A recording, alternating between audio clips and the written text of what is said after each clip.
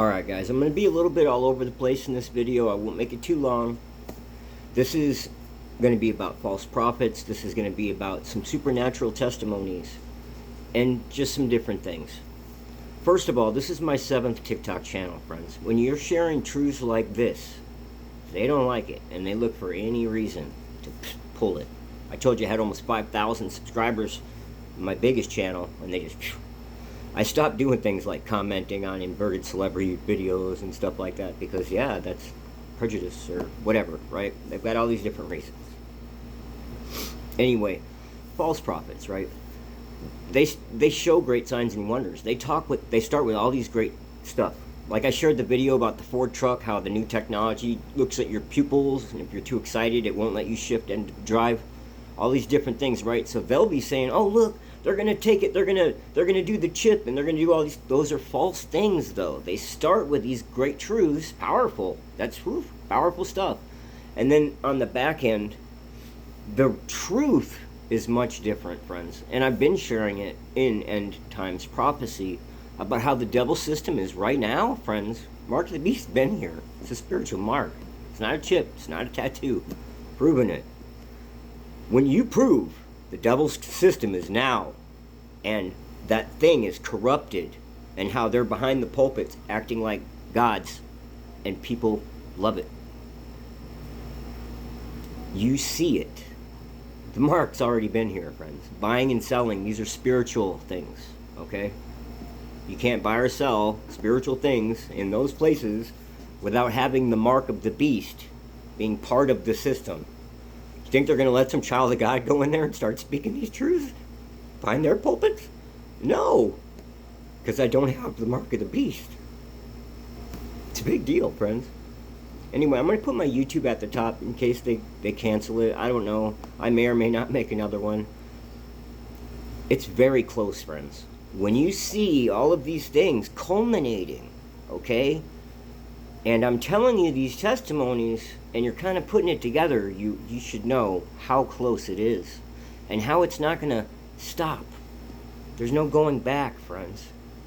We're entering into the day of the Lord's vengeance. And it's a terrible thing, friends.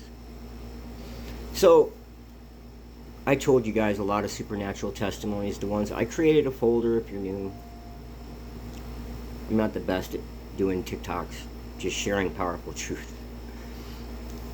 After I almost got murdered on Cinco de Mayo 2022, and I made my way back to Tucson, this is about the next year, and I had a rental on Grant and Oracle.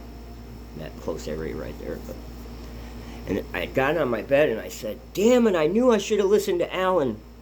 And like immediately, friends, an audible voice from outside of me said, are you supposed to listen to Alan or are you supposed to listen to me? I didn't say a fucking word, friends. Like my skin, everything's goosebumps. I'm like, whoa! And you know, in my heart, my mind, of course, I'm like, I'm supposed to listen to you, Father. But when these supernatural things start happening, they're so much bigger than me, friends. I don't know everything, but it's real. And I was thinking I should have listened to Alan because he told me not to talk to anybody or trust anybody. The devil had people everywhere, and they knew who I was. When I was parking next to Lake Pleasant for a couple of weeks, waiting, sleeping in my fucking truck, people started coming around and they were collecting the shells, and I started talking to the guy. I told you how I was craving a cigarette. I was trying to quit smoking. And I met this girl, Angie, and I told her everything. And we got really close. And within 3 months, because I was like, it was January 5th when Alan and Beth and all that went down.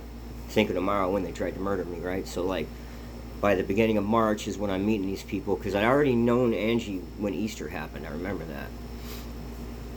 So, I trusted her because I sensed some supernatural around her. I just didn't realize it was devils. They were going to try to fucking murder me at Cinco de Mayo. But yeah, I was thinking, you know, out loud, I should have listened to Alan and not talked to anybody. Fucking dicks. Anyway, I had another supernatural testimony I was going to drop. I kind of lost track because it's such a powerful topic. You can imagine emotion that's wrapped up around that season. And the whole thing, frankly, friends. But I don't want to ramble. We're at 5 minutes. I want to try to keep these more short for the people. Be well.